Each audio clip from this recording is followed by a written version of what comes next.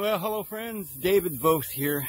I'm out here at this beautiful little lake here in Oklahoma. It's just a beautiful place. I like coming out here.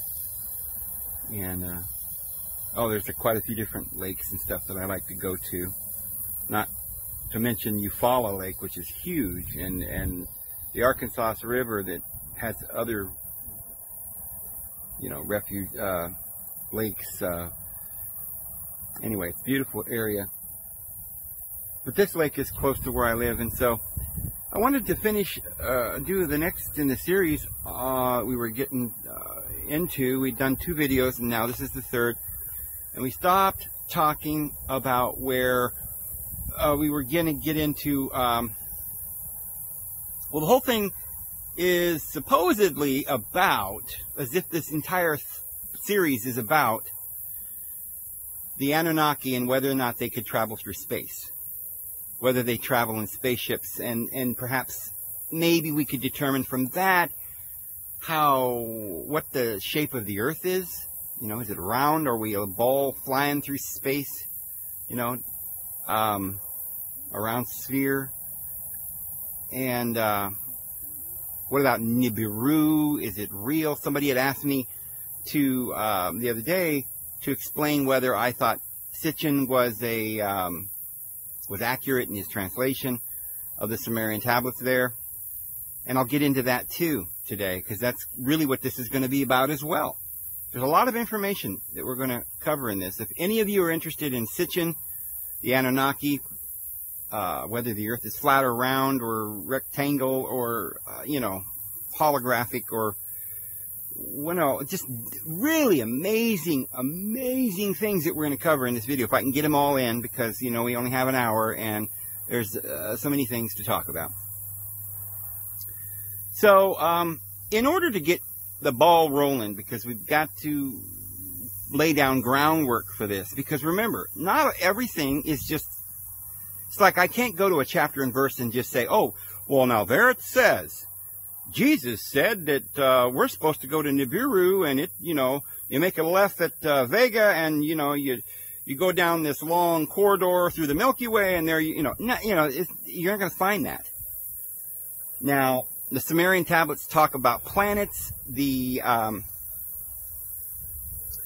but all of the ancient esoteric, all of the ancient histories, Babylon, Egypt, Assyria, Media, Persia, Greece, Aztecs, all of them. Every one of them only talk about 7 planets. And that includes the sun and the earth, friends. They only talk about 7 planets. That's why the dragon has 7 heads. In every, you guys have seen the Clash of the Titans, the old classics, movie that was, I don't know what year that came out, but, it's, I don't know how many Christians ever watched that movie and saw this Perseus come down, a man, half God, and, remember, he goes out and kills the big monster, the beast in the sea, saves the woman, and, kills Medusa, and all these exploits and things. Friends, did you not notice that's the story of Jesus? Isn't it Jesus who kills the beast, the false prophet, and the dragon with a sword out of his mouth, riding upon a white horse? Isn't that Perseus? Okay, it is. It's the same story. And that's the story of Jason and the Argonauts. We got astronauts. Well, this is an Argonaut. And they got on a big boat, a big ark. And they were nuts. They were going across the water. And there was in the boat Perseus, right? And he was going to go find the fleece, the golden fleece of the lamb's fleece. And they were going to save the Andromeda, and they were, they had this, get swallowed up by this beast in the sea. But Jason is the word Jesus. Because you see, Jesus has come down to us in English when we're talking about it as though it's Jesus from the Bible. We've translated it Jesus. The tense of the word, we've just used sus.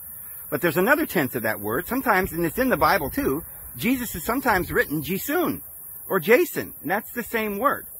So anyway, we've talked about all these things.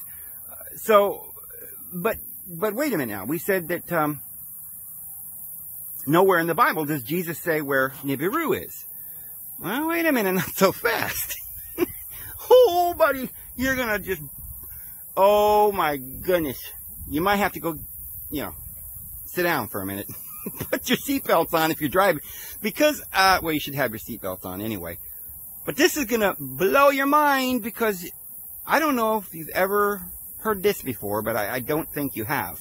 Because it's a biggie. It's a biggie. But Jesus does mention NIBIRU in the Bible. And isn't that crazy to think about that? So maybe old Sitchin wasn't so far off after all. Of course, we're going to get into that, and, he wasn't completely right. But Sitchin's work is not a novel. It is not really a translation. It's more of an interpretation, and it's got some flaws. So we're going to talk about that. But the Epic of Gilgamesh says this. Well, Jesus quoted from the Epic of Gilgamesh, just about word for word. And this is what it says. Straight is the NIBIRU, or the crossing. That word means the crossing. Straight is the crossing, and narrow the way to it. Jesus quotes that almost word for word and says straight is the gate. Pili in Greek, not NIBIRU, but in Sumerian it's NIBIRU. In Greek it's Pili, but it's translated. It could be translated a bridge, a crossing, a gate, a door. But straight is the gate or the crossing, and narrow the path or the way to eternal life. So, okay, now we know from Jesus himself that NIBIRU exists, that we're trying to get down a pathway and we're trying to go somewhere. Of course, Jesus taught that this is not his home. This kingdom is not his kingdom. It's no part of this world. So we're trying to go somewhere else. Oh, buddy, we're trying to go back to NIBIRU. That's where we came from, and that's where we're going, friends. But not in the way you probably would think. So, we'll get into it, because this is just blow your mind significant, all the stuff that we're going to be talking about. Blow your mind significant. So, first of all, we've got to figure out what NIBIRU is.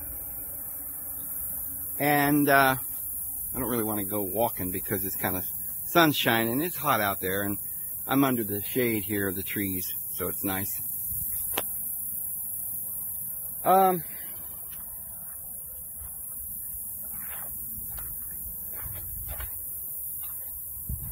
So, NIBIRU means crossing. Now, there's question as to whether or not Sitchin was right. He says it was the 12th planet. Now, what gives him the idea? How did he come up with that idea? And is he correct? Is there 12 planets? Well, as we said, there is not. Because there might actually be. But, you see, we can't see with the naked eye Uranus and Neptune and Pluto. And Pluto's not even a planet anymore. They downgraded that to a dwarf planet. And, if you're going to call Pluto a planet, you'd have to call the moon a planet. You'd have to call, well, the moon's pretty big. The Earth's, 8,000 miles across diameter? Not very big, is it? The whole world is so huge. Oh, the whole wide world.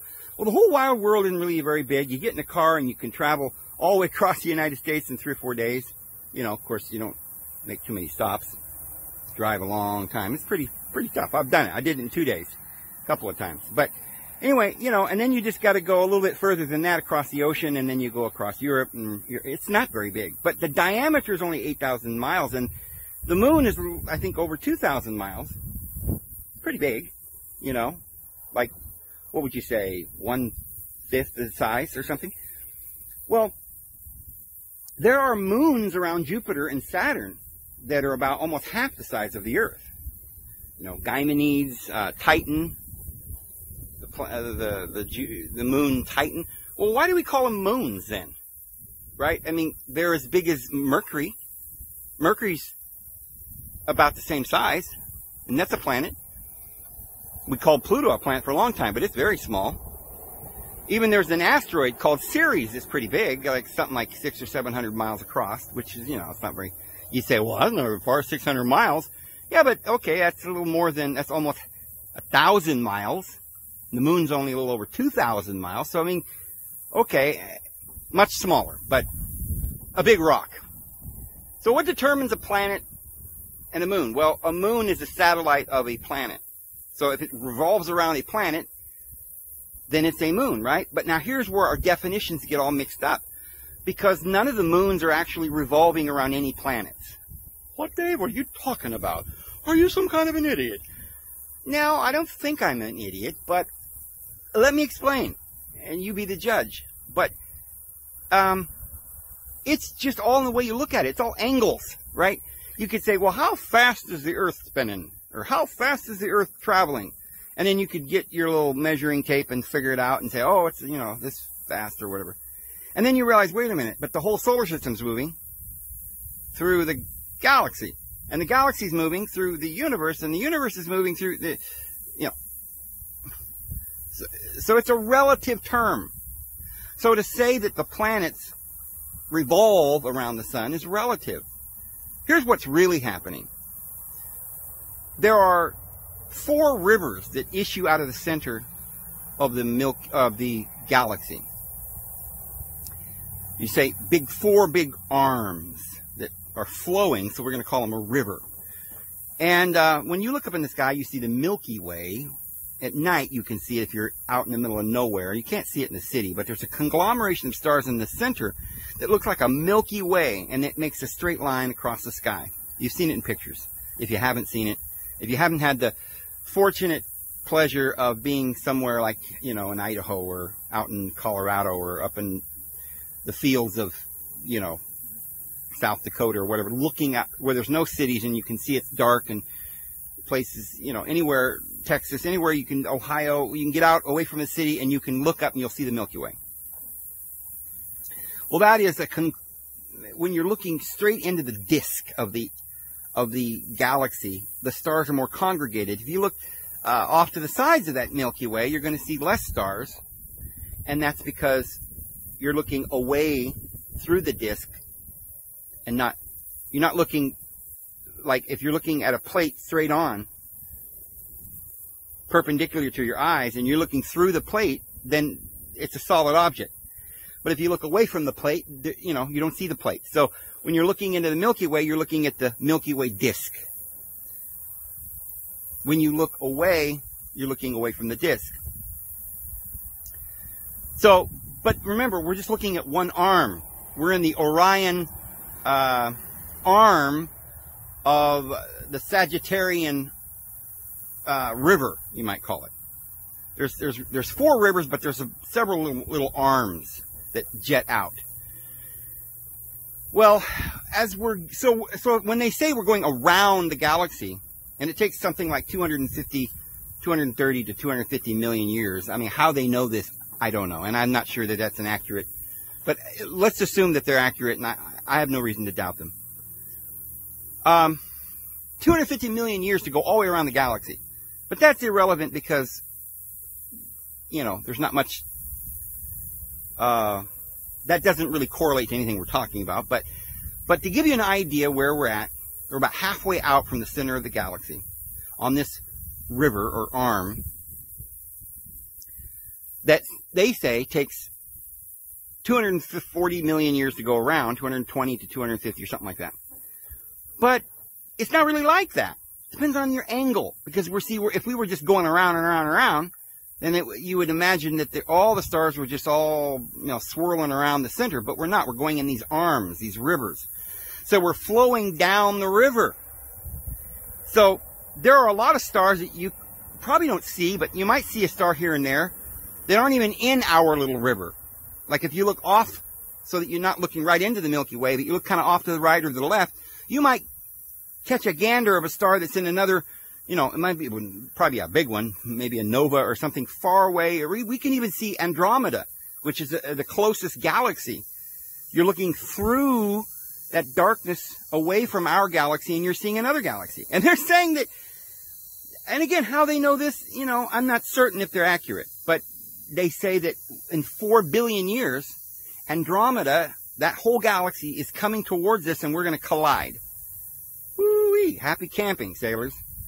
But, so this is kind of what's going on here. We're not really just going wee-wee-wee-wee around the galaxy. We're going around this swirling vortex of a swirling river that's flowing in a circular sort of an arm, like if you took your arm, just spun it, twisted your arm while you moved it forward.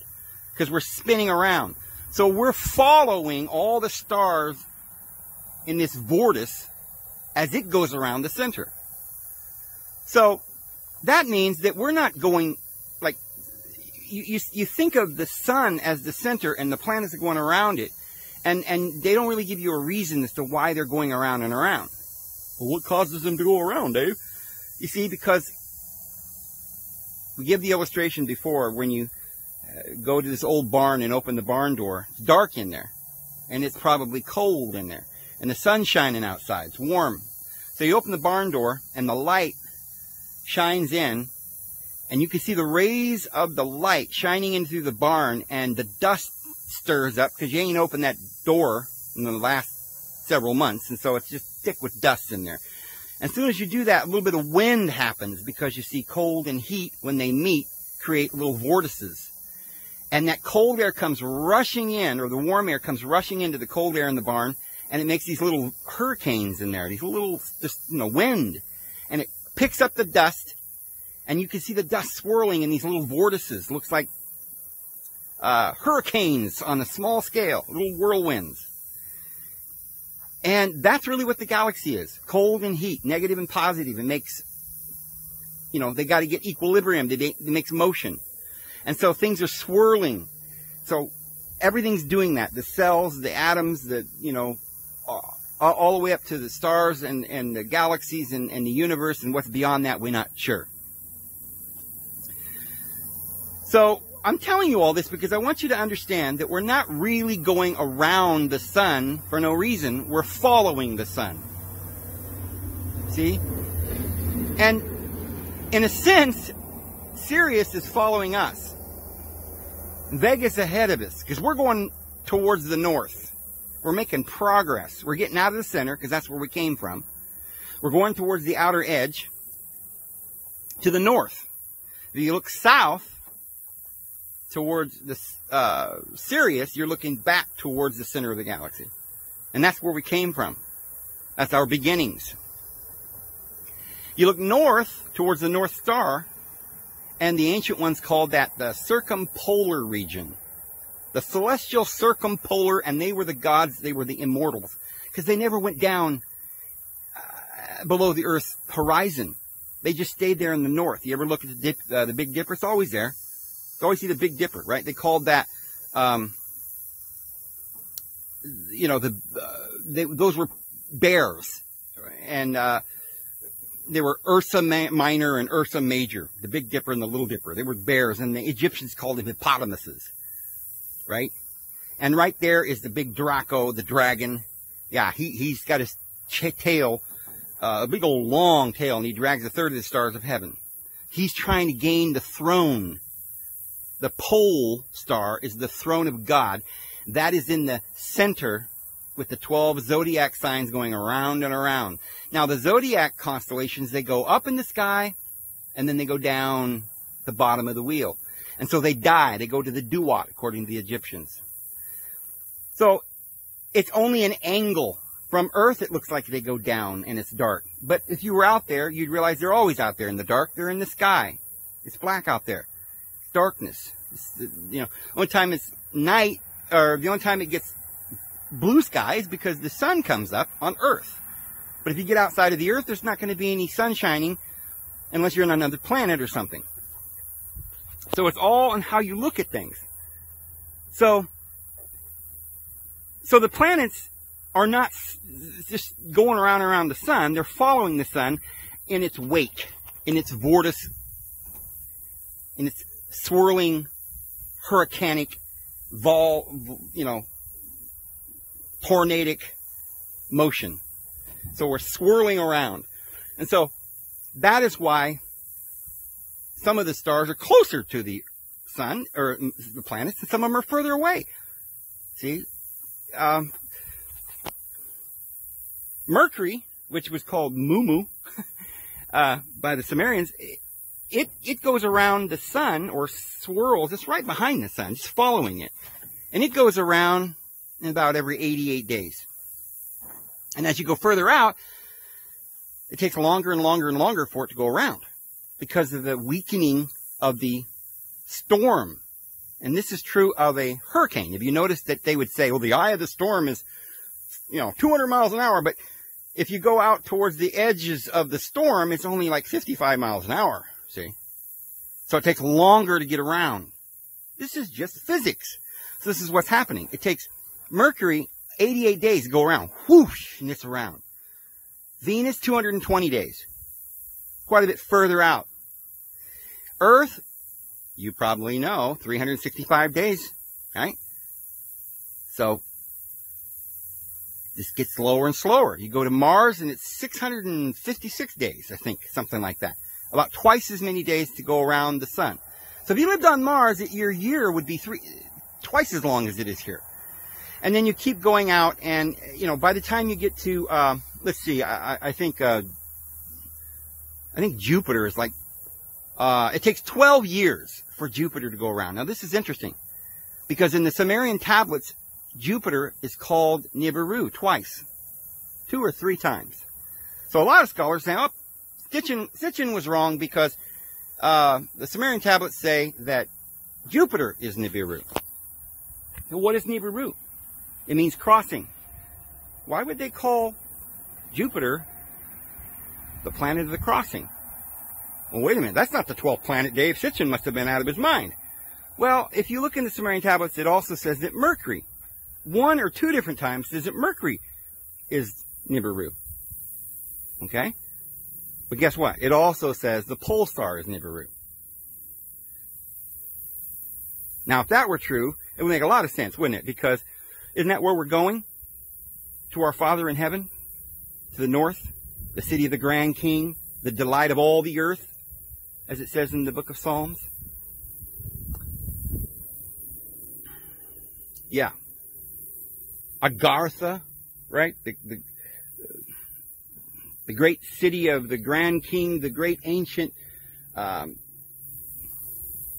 celestial city in the regions of the north. The mountain of the Lord, Mount Zion. Why would it be a Zion? Why would it be a mountain? Well, the Greeks had their mountain called Mount Olympus, where the gods live. These are the immortal ones, where the council meets, where the Father of the gods sits on his throne. And the mountain is the pinnacle of the astrological wheel in the north. And of course, the south, the southern region, was hell. This is the cosmology of the ancient ones and the scriptures. Those of you that think that, somehow the Bible thinks that there's sort of flat earth cosmology. It's not really true. What's really going on is they understood the world as a sphere, but it's a circle. And it has nothing to do with the shape of the earth. It has a lot more to do with something else that we're going to finally get into in this series. We're going to straighten out and figure out what the ancients believed and whether it's true or whether it's just mythology. So you start climbing in Aries, you start going up, and you get to the top.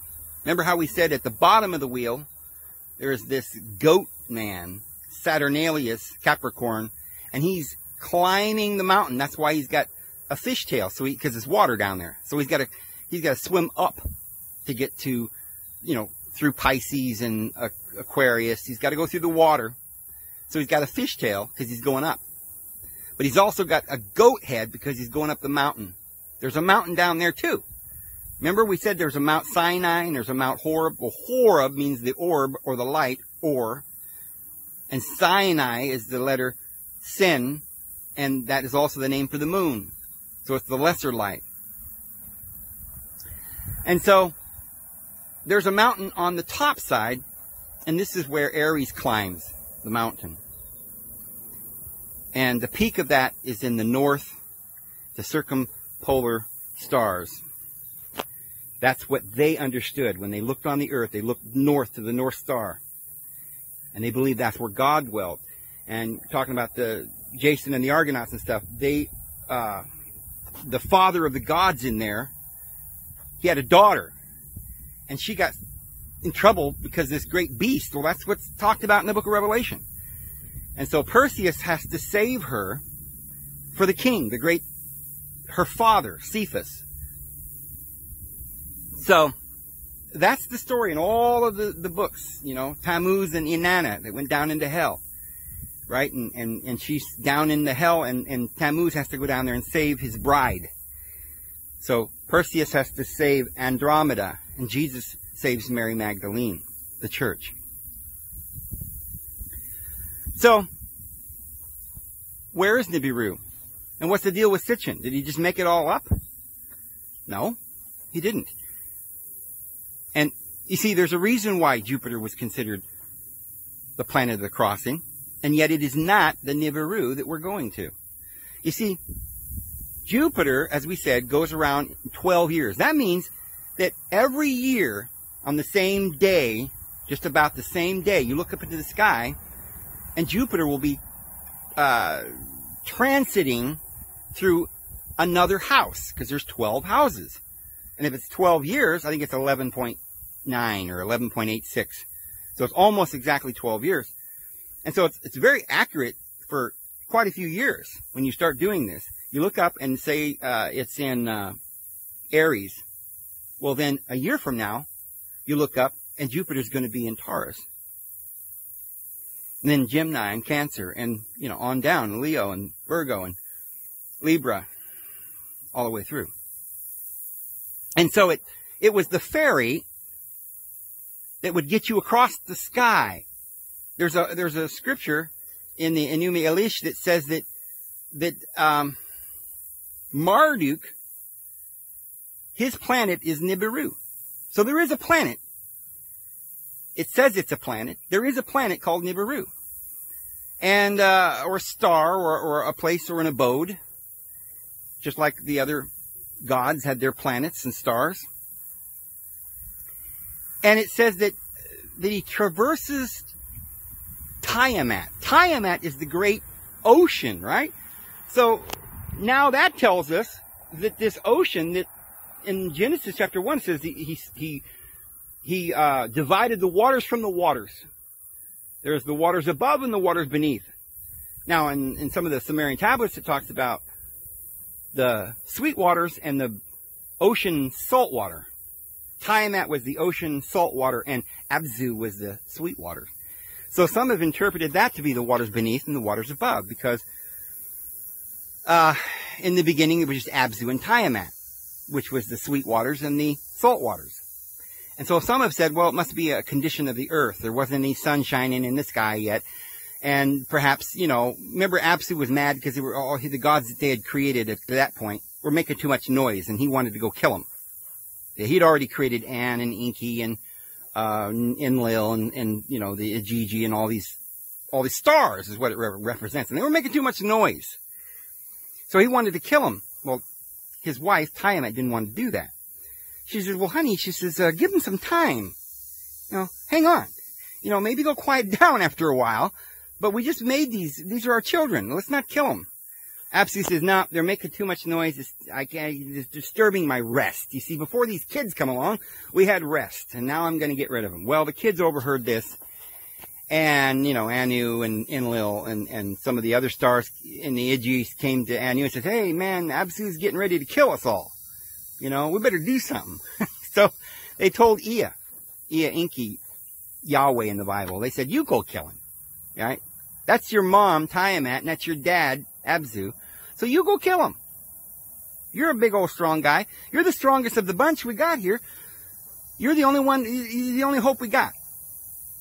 Well, Ea did. He went and killed his father, Absu. and he took over the Abzu, and he set up his kingdom in the Abzu. And we're not going to get into what that is in this video, but the story goes that he killed his father. So then later on, Ea gives birth to Marduk, because Ea Enki could not kill Tiamat. I think he kind of liked her. You know, it's his mom. Well, later on he has Marduk, and Marduk then, see, later on in the ancient Sumerian tablet says this is Nibiru, and it's his planet. Well, he takes over Marduk, takes over Nibiru, because he's the lineal descendant from Ea back to Anu. Well, they call this the planet Marduk eventually. But Marduk's this planet that comes in, or Nibiru, that comes in and collides with Tiamat, and there's this big thing, according to Sitchin, that there's this big, you know, that's how the universe was made. Well, Sitchin gets carried away and thinks that's just how our solar system was made. See? He thinks Tiamat was just the water, or something or other. And no, I guess he doesn't really think it's just the water, because he thinks that Tiamat was a big planet that was half Earth, and the other half was the asteroid belt. And I think the moon, I think, was originally one of the planets of Saturn. Anyway, it's a big explosion. Tiamat collides into Marduk, or Nimrod, Nibiru, and it explodes and it creates the planets as we've got them today. Well, he's partly correct, because Tiamat has 7 heads, the 7 heads of the dragon. And that is the 7 planets. However, there's much more to that dragon. That's the astral powers. That's the stars. That drags 1/3 of the stars of heaven. And it's much more than just the 7 planets. But it's the astrological influences that rule over. Because you see, not all of the stars are bad. Some of them are good, and they watch over us, like the angels. Only 1/3 of the angels sin and fell. So he draws 1/3 of the stars. So there's a number of these astrological stars that are bad and have bad influences, but it's the astrological influences of the stars. And so this trifectorate in the book of Revelation that's ruling over us, the beast and the false prophet, is government and religion. And they mirror, you notice the beast has 7 heads and 10 horns too, because it mirrors the astrological influences. So our governments today and our religion, they are deceiving us. They're deceiving the whole world. And they're mirroring the deception of the astral. And those astral influences of the stars that are dangerous and hurtful. So, Sitchin didn't understand all of this. And remember, nobody did in his day. I mean, he was just trying to interpret these ancient writings. He saw this inscription on one of the tablets, which has a picture, a glyph, basically. All of this idea of the 12 planets comes from one glyph. As far as I know, there's no other information that would substantiate there being 12 planets, other than the fact there actually is, you know, counting the sun and the moon, which they did. There is actually 11 planets so far, and you could count Ceres, and like I'm going to explain, you could count Titan, which is almost as big, and it's, just as I said, just as the planets are not really going around the sun, but following, well, the planets are just, the moons are following the planets. So the moon isn't really going around the earth, it's going around the sun, just like we are. But it just happens to be real near us, so that we see it in the sky behind us. And it's wobbling around behind us in our wake. So it's no more different than another planet. It's just a very closely aligned to the Earth. So if you went to Saturn or Jupiter, I mean, Jupiter has something like 79 moons and Saturn 62. Well, that's, you know, it's always changing. They see one or they find one, and then later on they think, oh, that's just a rock. So there's about 72 moons that's going around Jupiter. About the same as the 72 servants or deacons that are in the astrological wheel. But they're not really going around Jupiter. They're in its wake.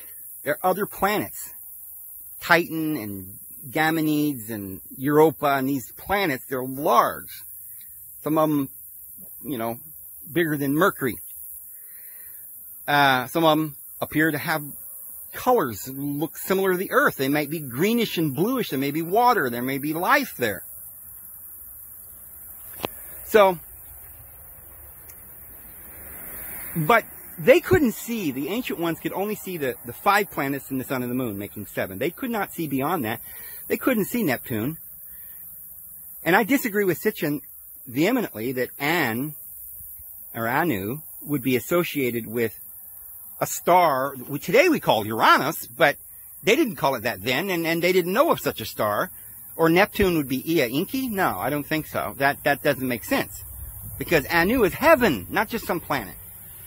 But, so where did he get his information? He found this one glyph, and in this glyph, it's a little, I wouldn't call it a petroglyph, because, you know, it's on a cuneiform, but this little glyph where they carved out this huge 6-pointed star, and around it there is 11 spots, dots.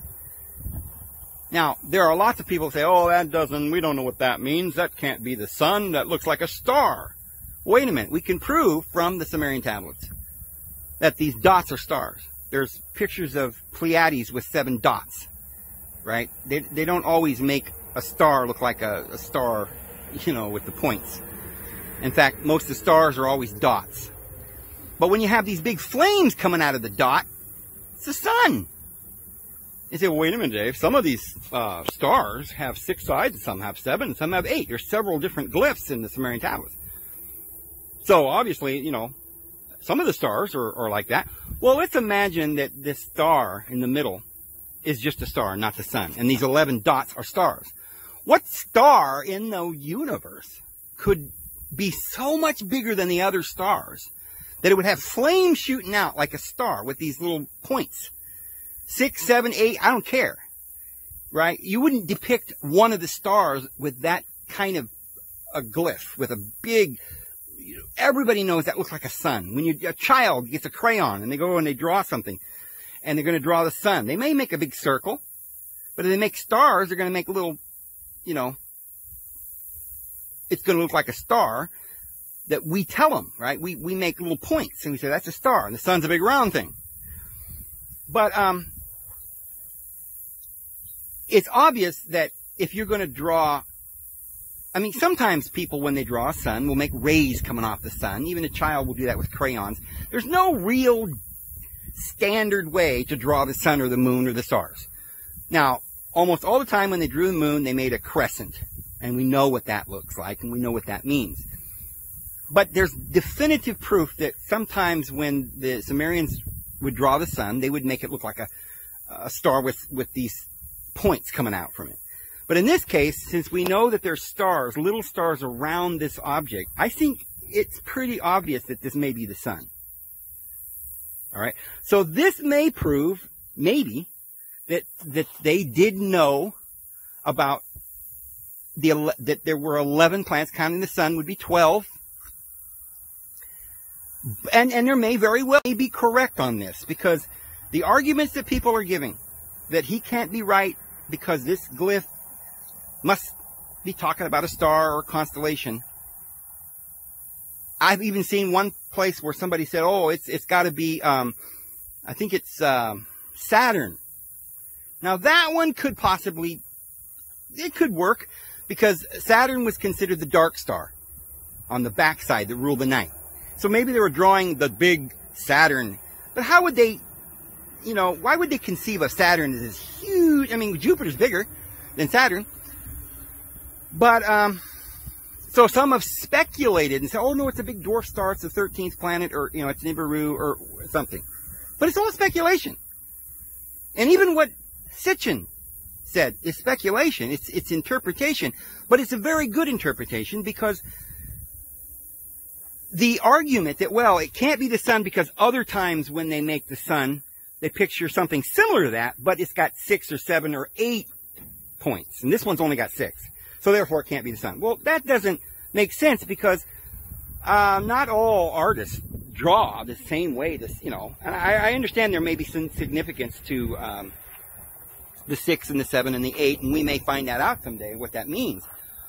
But the sun would obviously be interpreted and would be drawn to be large so that you could say, oh, there's the sun, and look, there's the stars around it. See? Nobody is going to draw a picture of a star that big and a bunch of little stars around it. That doesn't make sense. So it makes more sense. We can't prove it, but it makes far more sense that Sitchin was right. And there could be 12 planets. And as of now, we don't know where this 12th planet is. Okay? It's not in our galaxy, or else we'd see it. Now, if it was just outside the galaxy, it might be something like a red dwarf. And the reason for that is because it might be a very large planet about the size of Jupiter or Saturn that they consider to be stars because they're much heavier in mass. But they're smaller because they're compressed, and the gravity is so strong that the light's not shining, and so they're a darker star. They're a red dwarf. And this is a very possible scenario, simply because if you look at all the planets in our solar system, they all seem to go around the same plane of the ecliptic. They're all on a flat disk, you know, like a plate. They're all going around the same plane, right? They're all almost exactly going around the same plane, except for Pluto, which is the furthest planet out, and it's not even a planet, it's a dwarf planet, but it's 17 degrees off, is what they're saying. Now, what would make, remember, these things are following in the wake, in this vortice. So they're all going to go, wee, wee, wee, wee, wee, wee, wee. You know, they're influenced by what's ahead of them.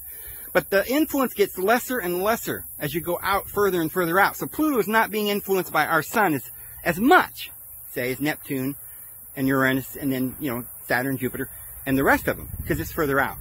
Because it takes long, long time for it to go around. And it's very slow. So some have suggested that the reason that it's 17 degrees off from the elliptic plane is that something's influencing it, pulling it off. Something not in line with our solar system. Something near our solar system, perhaps near the gravitational pull of the sun, within it to some degree, but yet pretty strong and large like a red dwarf, maybe a twin planet or twin star. So this is a theory.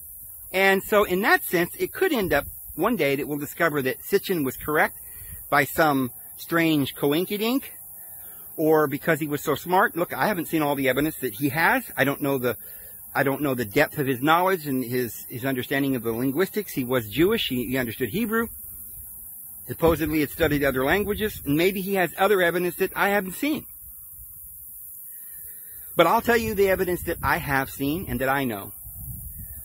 And from what I know, I have no knowledge of another 12th planet out there.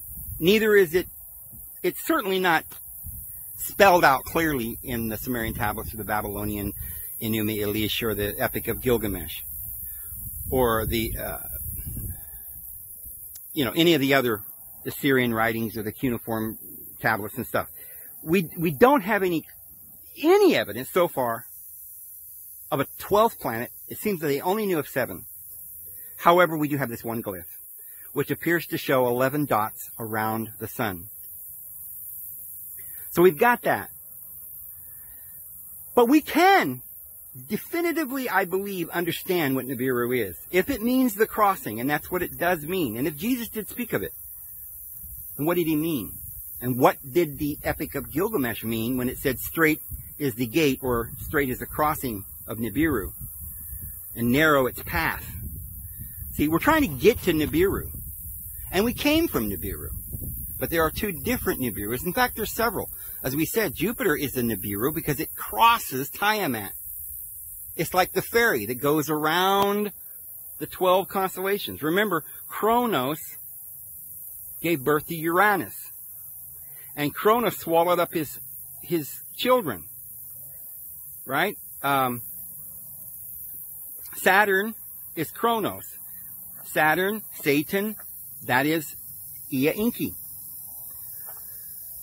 He is over the Abzu because the Abzu is the waters above. Tiamat is the waters above. It's not just the ocean, it's the waters above.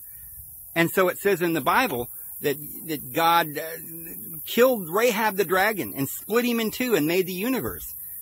And so Tiamat is the waters above, or all the stars and the planets. And that, you know, when the ancients looked up in the sky, they saw a blue sky, they thought, well, it's water, right?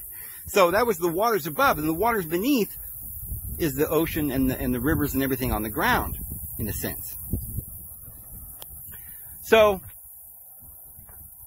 Kronos swallows up this 12, meaning that in his belly, in the deep, dark underworld, there are 6 of the gods down in the Duat. And in order to come back out of the Duat, they have to have a resurrection. They have to be born again. And so in order to do that, you go over through the crossing. You have to cross over the horizon and be born into the sky. Remember, the immortal ones in the north, they never die. You never see the Big Dipper go down under the back of the earth. It stays in the north part of the sky. It goes around and around in front of us. They were circumpolar stars. But all these other astrological signs and constellations go down for half the time, and they come up for half the time. They gain victory, they go to hell, and they go to heaven. They go to hell, they go to heaven. That's the way it works. You go to NIBIRU when you die, and you come out of NIBIRU when you're born. Why? Because that's the place of the crossing, or the equinox. And so Jupiter was called a ferry or a crossing because he crossed the sky. He crossed Tiamat.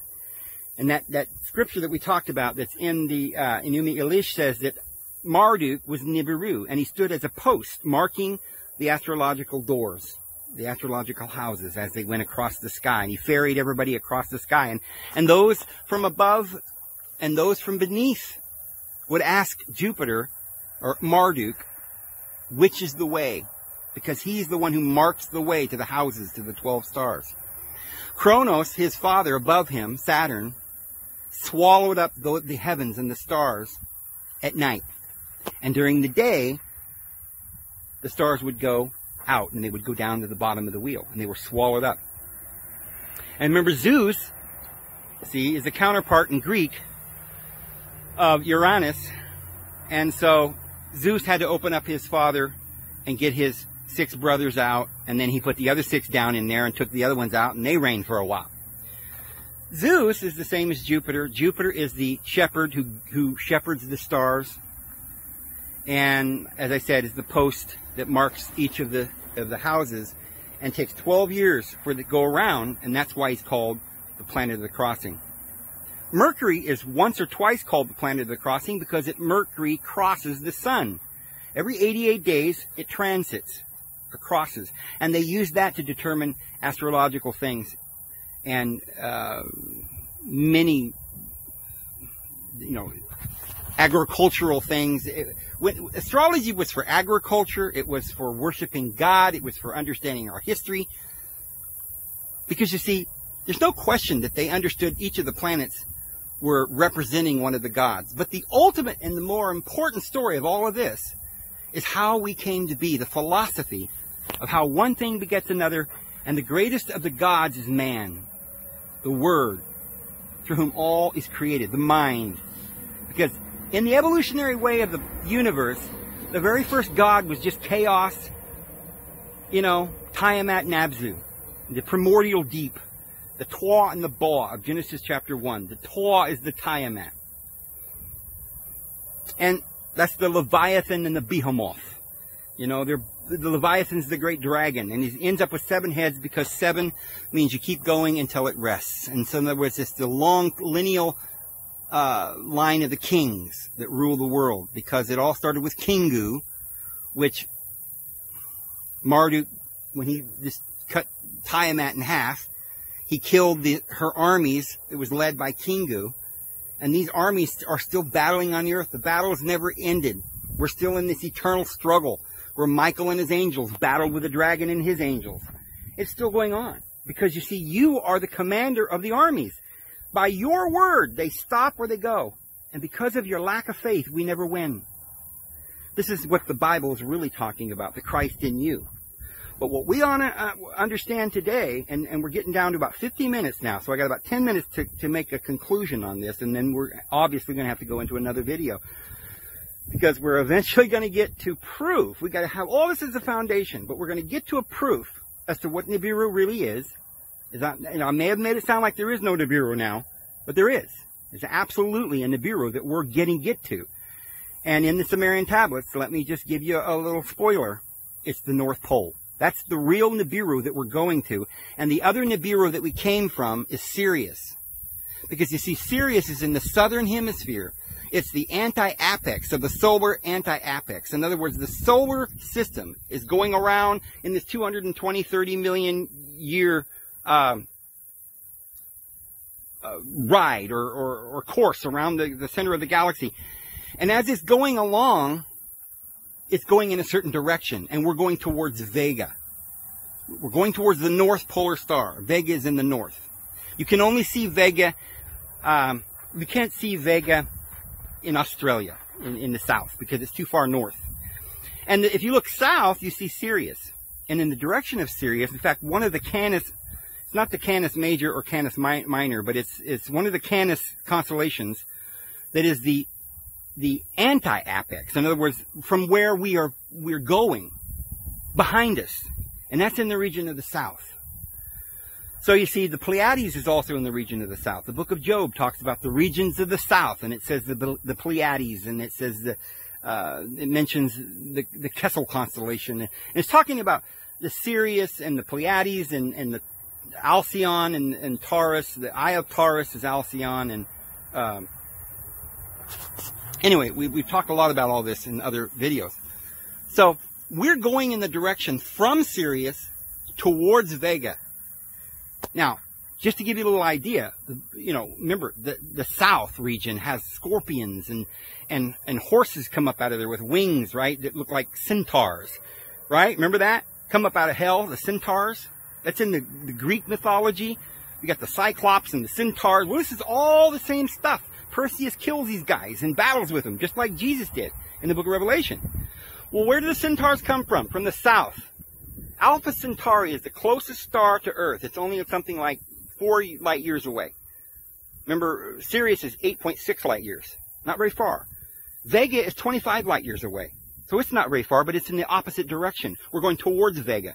That may be our next incarnation, friends. And so we got to have a transition, a NIBIRU, a crossing. You come into the world and you leave the world. We came in from the side of Sirius and we're leaving towards the north. And we're going to get into that deeper into the next video. I'm hoping we can get into that and explain it further. But I've laid a foundation for you to understand why this is. Because you see, Sirius wasn't even on the horizon. They couldn't even see it 10,500 years ago. But when Sirius came up over the horizon 10,500 years ago, a star was born. And that was Isis, the mother, the virgin. And she gave birth to the sun, the new cycle of the sun, Horus. And the three wise men, or the three stars in Orion's belt, they point to Sirius. If you follow the three stars, the three wise men, they came up over the horizon first to announce the birth of the sun. This is the announcing of the age, or the aeons, that last 24,000 years in this particular incarnations that we're going through. Because we came here 24,000 years ago to go around the 12 houses, and we have to make each successful. We have to go through each of the classes successfully and go around to the other side. You see, and then we go into the age of enlightenment again, and we ascend. We ascend. Aries is the beginning of a new cycle. And that is the age when Horus rises on the horizon. So, we all entered into this. And the story of NIBIRU is the story not of some people coming from another planet, right, on a spaceship in a tin can propelled by rocket fuel. Because as we said in the other videos, you can't do that. And for various reasons that we've already enumerated, that's not true, it's not possible, and NASA is a liar. And if you went out into outer space, you wouldn't be protected by the ozone layer. And once you get past the Van Allen belt, there's probably so much radiation, you couldn't withstand the radiation. It would cook you to a smithereen. But at the same time, you would freeze to death. Because you see, light has to refract in order to warm up something, you know. You turn the electricity on, but if it's not the right conductor, depending on what kind of a conductor, it could be heat, light, it could be a cold, warm, it could be a hot, depends on the conductor. So if you're reflecting light off of a mirror, it can get really hot. But if it's just reflecting off of a rock, it just can warm it up a little bit. But if you're out in space and there's no flat surface there, then the light goes right through and you're not even going to feel it, and you're going to freeze to death. The darkness of space is so cold, it would literally bust the sheet metal around your craft. It would crack it and bust it, and it would explode, because the speed of your flight would then warm it up, and it would start cracking, and there's no way you could survive any kind of, you know, now some say you could put some sort of a shield around it, and that's possible. There may be ways that you could travel for certain lengths of time, but you still couldn't get past the space-time continuum. You would, unless you could figure out how to live forever, and that would be pretty boring, flying forever to go to a place that existed in the far distant past on another star, which is just a reflection of times gone by. We don't go there this way. We go there through birth and death, friends. And that's what this is all about. So, yes, Nibiru is coming. The greatest Nibiru that we're going to is the North Polar Star, to be with our Father in heaven. And there you go, friends. We're going to get into it a little bit. I know there's probably some things I left out. There's no script here. And I'll put this out and I'll play it back to myself, and I'll see where I missed some things that need to be explained further, and I'll get that in the second video, friends. Trying to make this understandable, getting all the bases, you know, accounted for, and building on this knowledge one piece at a time. And we'll get back to it in the next video. We'll see you guys again tomorrow. Have a great day. It's David Vos. Have a good one.